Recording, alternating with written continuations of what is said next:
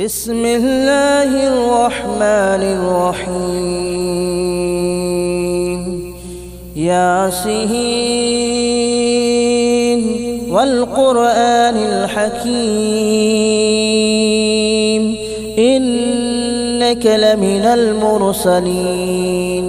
على صراط مستقيم تنزيل العزيز الرحيم لتنذر قوما ما أنذر آباؤهم فهم غافلون لقد حق القول على أكثرهم فهم لا يؤمنون إنا جعلنا في أعناقهم أغلالا فهي إلى الأذقان فهم مقمحون وجعلنا من بين أيديهم سدا ومن خلفهم سدا فأغشيناهم فهم لا يبصرون وسواء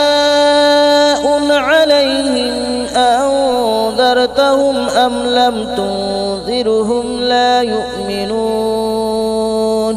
إنما تنذر من اتبع الذكر وخشي الرحمن بالغيب فبشره بمغفرة وأجر كريم إنا نحن نحيي الموتى ونكتب ما قدموا وآثارهم وكل شيء أحصيناه في إمام مبين واضرب لهم مثلا أصحاب القرية إذ جاءها المرسلون إذ أرسلنا إليهم اثنين فكذبوهما فعززنا بثالث فقالوا إنا إليكم مرسلون قالوا ما أنتم إلا بشر مثلنا وما أنزل الرحمن من شيء إن أنتم إلا تكذبون قالوا ربنا يعلم إنا إليكم لمرسلون وما علينا إلا البلاغ المبين قالوا إنا تطيرنا بكم لئن لم تنتهوا لنرجمنكم وليمسنكم منا عذاب أليم قالوا طائركم معكم أئن ذكرتم بل أنتم قوم مسرفون وجاء من أقصى المدينة رجل يسعى قال يا قوم اتبعوا المرسلين اتبعوا من لا يسألكم أجرا وهم مهتدون وما لي لا أعبد الذي فطرني وإليه ترجعون أأتخذ من دونه آلهة إن يردني الرحمن بضر لا تغن عني شفاءتهم شيئا ولا ينقذون إني إذا لفي ضلال مبين آمنت بربكم فاسمعون قيل ادخل الجنة قال يا ليت قومي يعلمون بما غفر لي ربي وجعلني من المكرمين وما أنزلنا على قومه من بعده من جود من السماء وما كنا منزلين إن كانت إلا صيحة واحدة فإذا هم خامدون يا حسرة على العباد ما يأتيهم من رسول إلا كانوا به يستهزئون ألم يروا كم أهلكنا قبلهم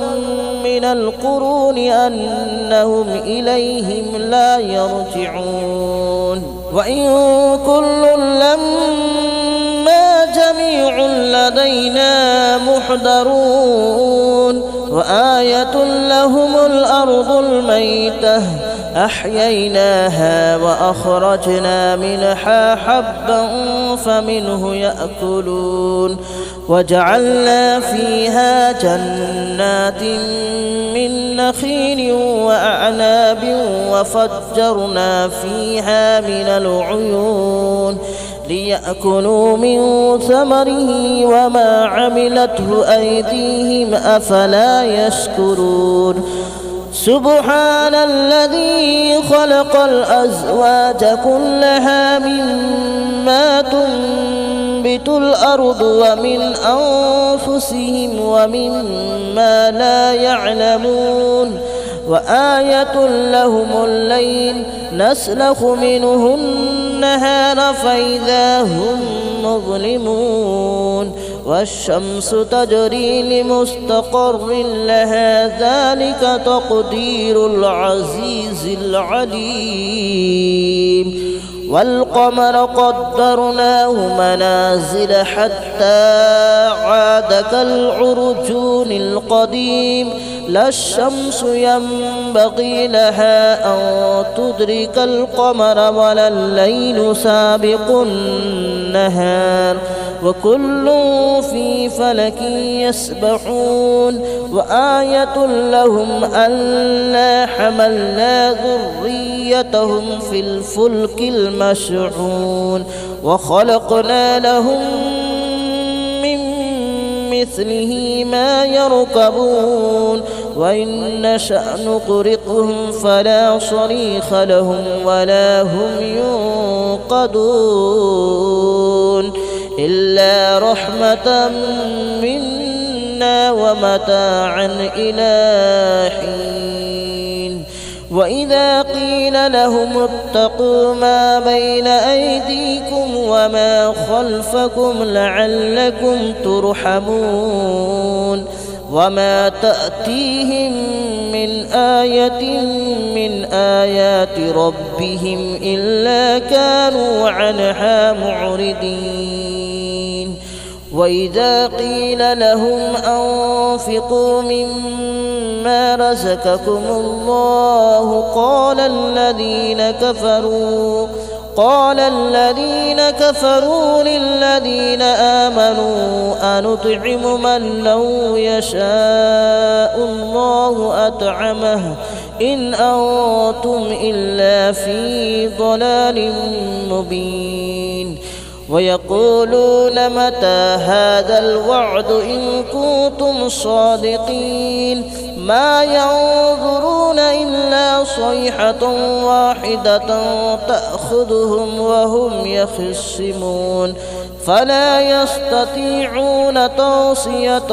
ولا إلى أهلهم يرجعون ونفخ في الصور فإذا هم من الأجداث إلى ربهم ينسلون قالوا يا ويلنا من بعثنا من مرقدنا هذا ما وعد الرحمن وصدق المرسلون إن كانت إلا صيحة واحدة فإذا هم جميع لدينا محضرون فاليوم لا تظلم نفس شيئا ولا تجزون إلا ما كنتم تعملون إن أصحاب الجنة اليوم في شغل فاكهون هم وأزواجهم في ظلال على الأرائك متكئون لهم فيها فاكهة ولهم ما يدعون سلام قولا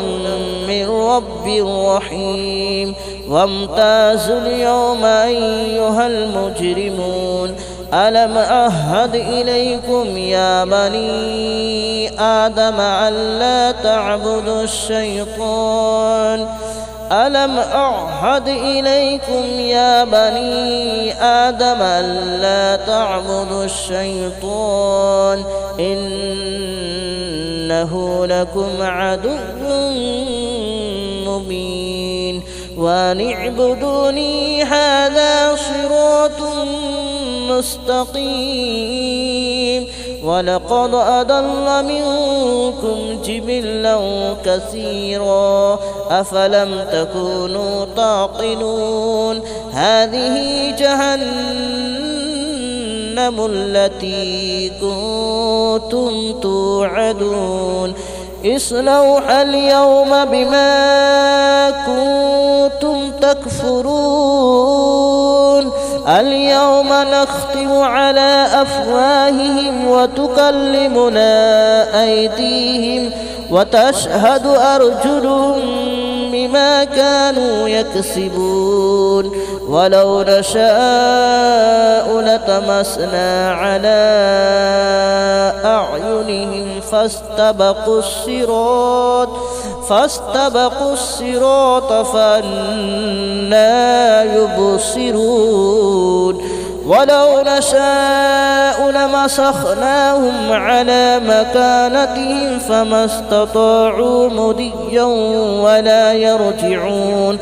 ومن نعمره ننكسه في الخلق أفلا يعقلون وما علمناه الشعر وما ينبغي له إن هو إلا ذكر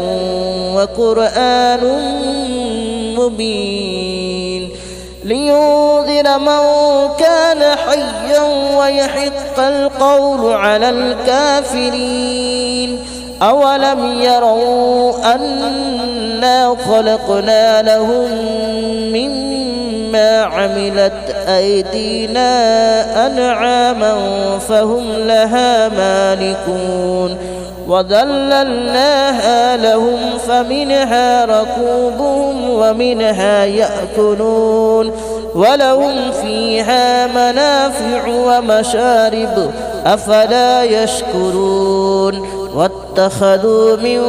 دون الله آلهة لعلهم ينصرون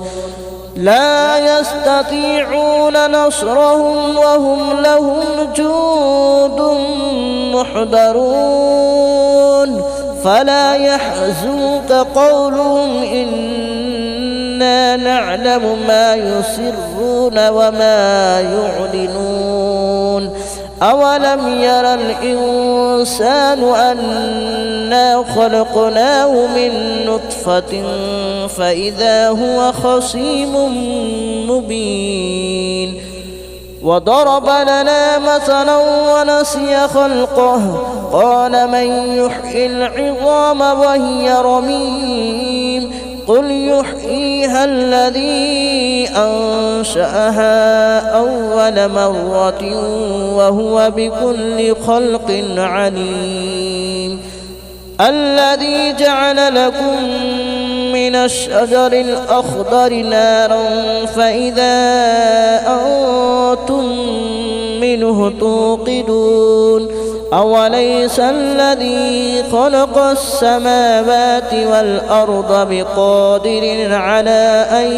يخلق مثلهم بلى وهو الخلاق العليم إنما أمره إذا أراد شيئا أن يقول له كن فيكون فسبحان الذي بيده ملكوت كل شيء وإليه ترجعون. بسم الله الرحمن الرحيم. الرحمن علم القرآن خلق الإنسان علمه البيان. الشمس والقمر بحسبان والنجم والشجر يسجدان. والسماء رفعها ووضع الميزان ألا تطغوا في الميزان وأقيموا الوزن بالقسط ولا تخسروا الميزان. والأرض وضعها للأنام فيها فاكهة والنخل ذات الأكمام والحب ذو العصف والريحان. فبأي آلاء ربكما تكذبان. خلق الإنسان من صلصال كالفخار وخلق الجان من مارج من نار. فبأي آلاء ربكما تكذبان. رب المشرقين ورب المغربين. فبأي آلاء ربكما تكذبان. مرج البحرين يلتقيان بينهما برزخ لا يبغيان. فبأي آلاء ربكما تكذبان. يخرج منهما اللؤلؤ والمرجان. فبأي آلاء ربكما تكذبان. وله الجوار المنشآت في البحر كالأعلام. فبأي آلاء ربكما تكذبان. كل من عليها فان ويبقى وجه ربك ذو الجلال والإكرام. فبأي آلاء ربكما تكذبان. يسأله من في السماوات والأرض كل يوم هو في شأن. فبأي آلاء ربكما تكذبان. سنفرغ لكم أيها الثقلان. فبأي آلاء ربكما تكذبان. يا معشر الجن والإنس إن استطعتم أن تنفذوا من أقطار السماوات والأرض فانفذوا لا تنفذون إلا بسلطان. فبأي آلاء ربكما تكذبان. يرسل عليكما شواظ من نار ونحاس فلا تنتصران. فبأي آلاء ربكما تكذبان. فإذا انشقت السماء فكانت وردة كالدهان فبأي آلاء ربكما تكذبان فيومئذ لا يسأل عن ذنبه إنس ولا جان فبأي آلاء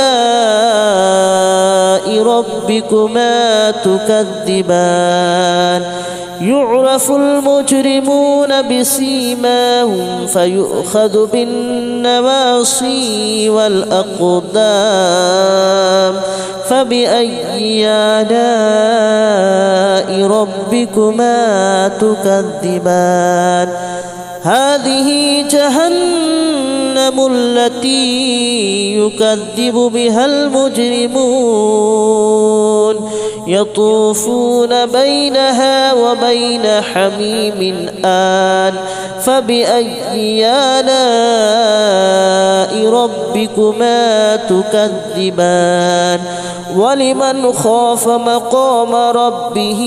جنتان فبأي آلاء ربكما تكذبان ذواتا أفنان فبأي آلاء ربكما تكذبان فيهما عينان تجريان فبأي آلاء ربكما تكذبان فيهما من كل فاكهة زوجان فبأي آلاء ربكما تكذبان متكئين على فرش مطائنها من استبرق وجنى الجنتين دان فبأي آلاء ربكما تكذبان فيهن قاصرات الطرف لم يطمثهن إنس قبلهم ولا جان فبأي آلاء ربكما تكذبان كأنهن الياقوت والمرجان فبأي آلاء ربكما تكذبان هل جزاء الإحسان إلا الإحسان فبأي آلاء ربكما تكذبان ومن دونهما جنتان فبأي آلاء ربكما تكذبان مدهامتان فبأي آلاء ربكما تكذبان فيهما عينان نضاختان فبأي آلاء ربكما تكذبان فيهما فاكهة ونخل ورمان فبأي آلاء ربكما تكذبان فيهن خيرات حسان فبأي آلاء ربكما تكذبان حور مقصورات في الخيام فبأي آلاء ربكما تكذبان لم يطمثهن إنس قبلهم ولا جان فبأي آلاء ربكما تكذبان متكئين على رفرف خضر وأبقري حسان فبأي آلاء ربكما تكذبان تبارك اسم ربك ذي الجلال والإكرام بسم الله الرحمن الرحيم إذا وقعت الواقعة ليس لوقعتها كاذبة خافضة رافعة إذا رجت الأرض رجا وبست الجبال بسا فكانت هباء منبثا وكنتم أزواجا ثلاثة فأصحاب الميمنة ما أصحاب الميمنة وأصحاب المشأمة ما أصحاب المشأمة والسابقون السابقون أولئك المقربون في جنات النعيم ثلة من الأولين وقليل من الآخرين على سرر موضونة متكئين عليها متقابلين يطوف عليهم ولدان مخلدون بأكواب وأباريق وكأس من معين لا يصدعون عنها ولا ينزفون وفاكهة مما يتخيرون ولحم طير مما يشتهون وحور عين كأمثال اللؤلؤ المكنون جزاء بما كانوا يعملون لا يسمعون فيها لغوا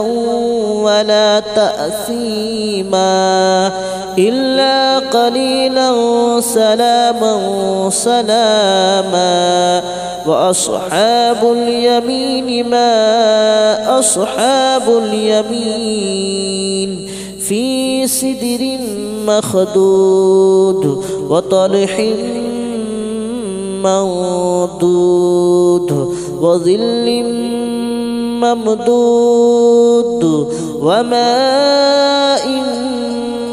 مسكوب وفاكهة كثيرة لا مقطوعة ولا ممنوعة وفرش مرفوعة إنا أنشأناهن إن شاء فجعلناهن أبكارا عربا أترابا لأصحاب اليمين ثلة من الأولين وثلة من الآخرين وأصحاب الشمال ما أصحاب الشمال في سموم وحميم وظل من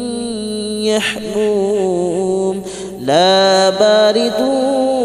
ولا كريم إنهم كانوا قبل ذلك مترفين وكانوا يصرون على الحنث العظيم وكانوا يقولون أئذا متنا وكنا كنا ترابا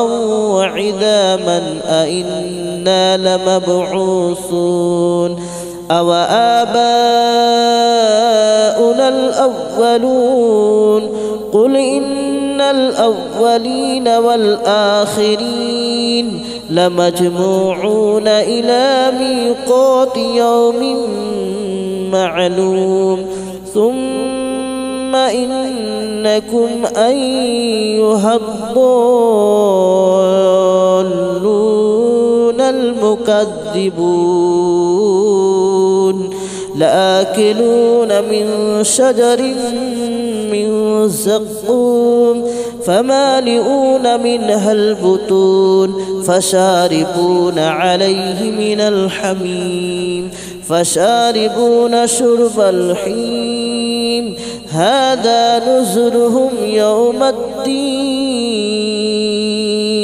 نحن خلقناكم فلولا تصدقون أفرأيتم ما تمنون أأنتم تخلقونه أم نحن الخالقون نحن قدرنا بينكم الموت وما نحن بمسبوقين على أن نبدل أمثالكم وننشئكم فيما لا تعلمون ولقد علمتم النشأة الأولى فلولا تذكرون أفرأيتم ما تحرثون أأنتم تزرعونه أم نحن الزارعون لو نشاء لجعلناه هطاما فظلتم تفكهون إنا لمغرمون بل نحن محرومون أفرأيتم الماء الذي تشربون أأنتم أنزلتموه من المزن أم نحن المنزلون لو نشاء جعلناه أجاجا فلولا تشكرون أفرأيتم النار التي تورون أأنتم أنشأتم شجرتها أم نحن المنشئون نحن جعلناها تذكرة ومتاعا للمتقين نحن جعلناها تذكرة ومتاعا للمقوين فسبح باسم ربك العظيم فلا أقسم بمواقع النجوم وإنه لقسم لو تعلمون عظيم إنه لقرآن كريم في كتاب مكنون لا يمسه إلا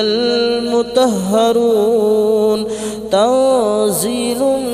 من رب العالمين أفبهذا الحديث أنتم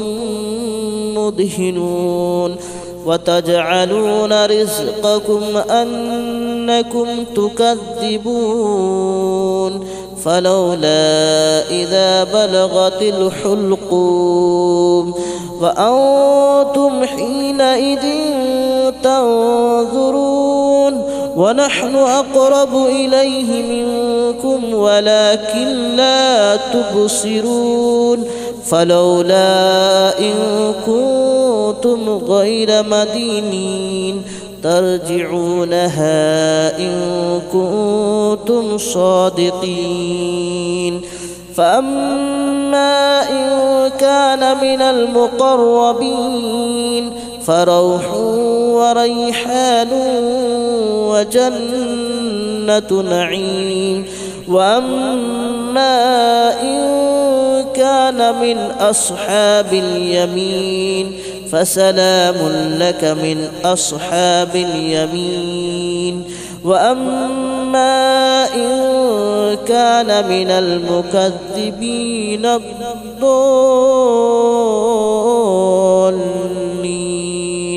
فنزل من حميم وتصلية جحيم.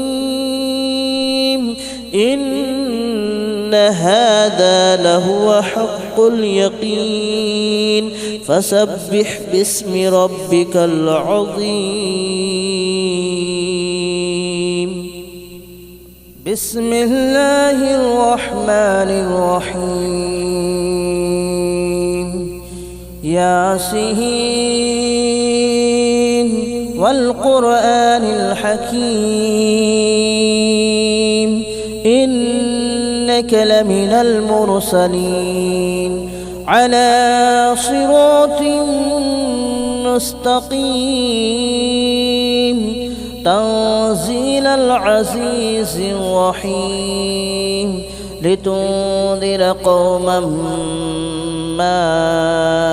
أنذر آباؤهم فهم غافلون. لقد حق القول على أكثرهم فهم لا يؤمنون. إنا جعلنا في أعناقهم أغلالا فهي إلى الأذقان فهم مقمحون. وجعلنا من بين أيديهم سدا ومن خلفهم سدا فأغشيناهم فهم لا يبصرون. وسواء عليهم أنذرتهم أم لم تنذرهم لا يؤمنون. إنما تنذر من اتبع الذكر وخشي الرحمن بالغيب فبشره بمغفرة وأجر كريم. إنا نحن نحيي الموتى ونكتب ما قدموا وآثارهم وكل شيء أحصيناه في إمام مبين. واضرب لهم مثلا أصحاب القرية إذ جاءها المرسلون إذ أرسلنا إليهم اثنين فكذبوهما فعززنا بثالث فقالوا إنا إليكم مرسلون. قالوا ما أنتم إلا بشر مثلنا وما أنزل الرحمن من شيء إن أنتم إلا تكذبون. قالوا ربنا يعلم إنا إليكم لمرسلون وما علينا إلا البلاغ المبين. قالوا إنا تطيرنا بكم لئن لم تنتهوا لنرجمنكم وليمسنكم منا عذاب أليم. قالوا طائركم معكم أئن ذكرتم بل أنتم قوم مسرفون. وجاء من أقصى المدينة رجل يسعى قال يا قوم اتبعوا المرسلين اتبعوا من لا يسألكم أجرا وهم مهتدون. وما لي لا أعبد الذي فطرني وإليه ترجعون أأتخذ من دونه آلهة إن يردني الرحمن بضر لا تغن عني شفاءتهم شيئا ولا ينقذون إني إذا لفي ضلال مبين إني آمنت بربكم فاسمعون قيل ادخل الجنة قال يا ليت قومي يعلمون بما غفر لي ربي وجعلني من المكرمين وما أنزلنا على قومه من بعده من جود من السماء وما كنا منزلين إن كانت إلا صيحة واحدة فإذا هم خامدون يا حسرة على العباد ما يأتيهم من رسول إلا كانوا به يستهزئون ألم يروا كم أهلكنا قبلهم من القرون أنهم إليهم لا يرجعون وإن كل لما جميع لدينا محضرون وآية لهم الأرض الميتة أحييناها وأخرجنا منها حبا فمنه يأكلون وجعلنا فيها جنات من نخيل وأعناب وفجرنا فيها من العيون ليأكلوا من ثمره وما عملته أيديهم أفلا يشكرون سبحان الذي خلق الأزواج كلها مما تنبت الأرض ومن أنفسهم ومما لا يعلمون وآية لهم الليل نسلخ منه النهار فإذا هم مظلمون والشمس تجري لمستقر لها ذلك تقدير العزيز العليم والقمر قدرناه منازل حتى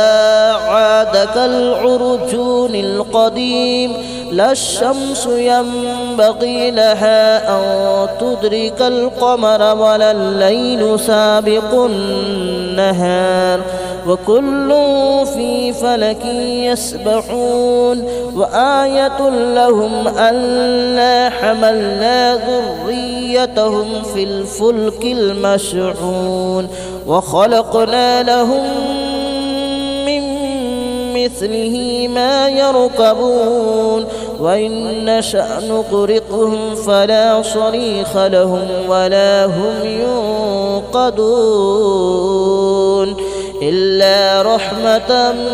منا ومتاعا إلى حين وإذا قيل لهم اتقوا ما بين أيديكم وما خلفكم لعلكم ترحمون وما تأتيهم من آية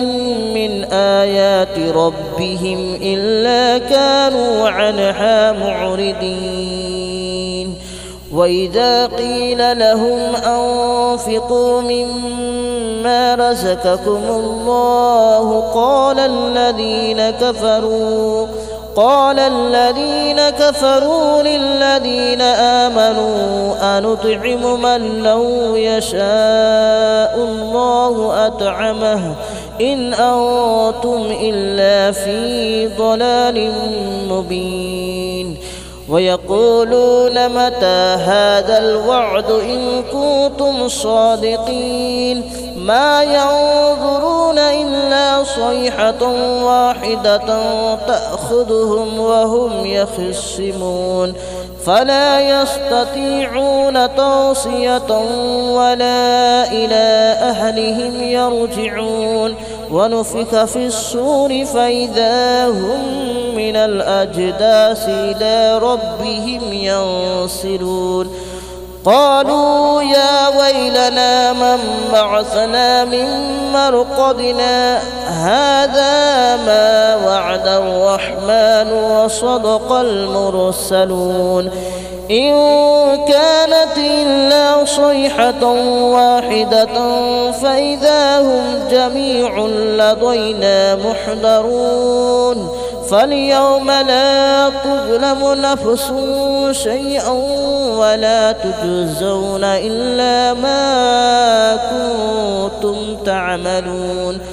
إن أصحاب الجنة اليوم في شغل فاكهون هم وأزواجهم في ظلال على الأرائك متكئون لهم فيها فاكهة ولهم ما يدعون سلام قولا من رب رحيم وامتازوا اليوم أيها المجرمون ألم أعهد إليكم يا بني آدم ألا تعبدوا الشيطان ألم أعهد إليكم يا بني آدم ألا تعبدوا الشيطان إنه لكم عدو مبين وأن اعبدوني هذا صراط مستقيم ولقد أضل منكم جبلا كثيرا أفلم تكونوا تعقلون هذه جهنم التي كنتم توعدون اصلوها اليوم بما كنتم تكفرون اليوم نختم على أفواههم وتكلمنا أيديهم وتشهد أرجلهم بما كانوا يكسبون ولو نشاء لطمسنا على أعينهم فاستبقوا الصراط فأنى يبصرون ولو نشاء لمسخناهم على مكانتهم فما استطاعوا مضيا ولا يرجعون ومن نعمره ننكسه في الخلق أفلا يعقلون وما علمناه الشعر وما ينبغي له إن هو إلا ذكر وقرآن مبين لينذر من كان حيا ويحق القول على الكافرين أولم يروا أنا خلقنا لهم مما عملت أيدينا أنعاما فهم لها مالكون وذللناها لهم فمنها ركوبهم ومنها يأكلون ولهم فيها منافع ومشارب أفلا يشكرون واتخذوا من دون الله آلهة لعلهم ينصرون لا يستطيعون نصرهم وهم لهم جند محضرون فلا يحزنك قولهم إنا نعلم ما يسرون وما يعلنون أولم ير الإنسان أنا خلقناه من نطفة فإذا هو خصيم مبين وضرب لنا مثلا ونسي خلقه قال من يحيي العظام وهي رميم قل يحييها الذي أنشأها أول مرة وهو بكل خلق عليم الذي جعل لكم من الشجر الأخضر نارا فإذا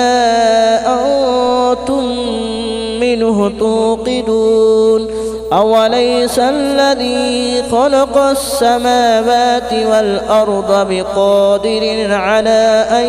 يخلق مثلهم بلى وهو الخلاق العليم إنما أمره إذا أراد شيئا أن يقول له كن فيكون فسبحان الذي بيده ملكوت كل شيء وإليه ترجعون بسم الله الرحمن الرحيم الرحمن علم القرآن خلق الإنسان علمه البيان الشمس والقمر بحسبان والنجم والشجر يسجدان والسماء رفعها ووضع الميزان ألا تطغوا في الميزان وأقيموا الوزن بالقسط ولا تخسروا الميزان والأرض وضعها للأنام فيها فاكهة والنخل ذات الأكمام والحب ذو العصف والريحان فبأي آلاء ربكما تكذبان خلق الإنسان من صلصال كالفخار وخلق الجان من مارج من نار فبأي آلاء ربكما تكذبان رب المشرقين ورب المغربين فبأي آلاء ربكما تكذبان مرج البحرين يلتقيان بينهما برزخ لا يبغيان فبأي آلاء ربكما تكذبان يخرج منهما اللؤلؤ والمرجان فبأي آلاء ربكما تكذبان وله الجوار المنشآت في البحر كالأعلام فبأي آلاء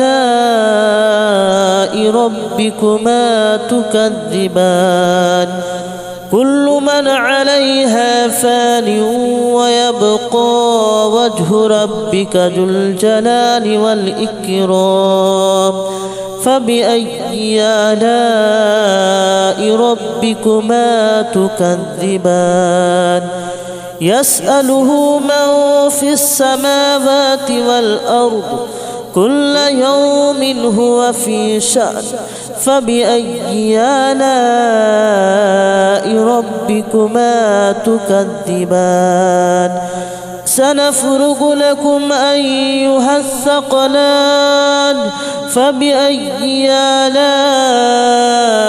ربكما تكذبان يا معشر الجن والإنس إن استطعتم أن تنفذوا من أقطار السماوات والأرض فانفذوا لا تنفذون إلا بسلطان فبأي آلاء ربكما تكذبان يرسل عليكما شواظ من نار ونحاس فلا تنتصران فبأي آلاء ربكما تكذبان فإذا انشقت السماء فكانت وردة كالدهان فبأي آلاء